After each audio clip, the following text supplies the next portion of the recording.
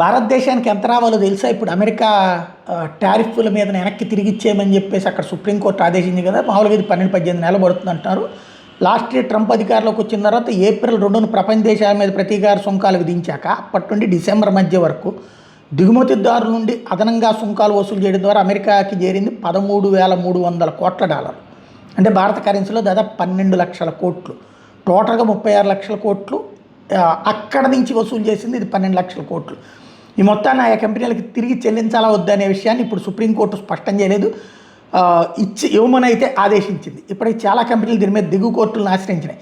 Costco, Revlon, Bumble, Bee Foods వంటి కంపెనీలు రిఫండ్ల కోసం పిటిషన్లు దాఖలు చేసినటువంటి సందర్భం. కాబట్టి ఇప్పుడు మరి ఏం జరుగుతుంది అన్నటువంటి చూడాల్సి ఉంది. అంతవరకు వదిలేస్తారా అన్నటువంటిది చూడాల్సినటువంటి అవసరం ఉంది. ట్రంప్ అయితే దీని మీద మండిపడుతున్నాడు. ఇంకా అప్పీల్కి అయితే అవకాశం లేదు.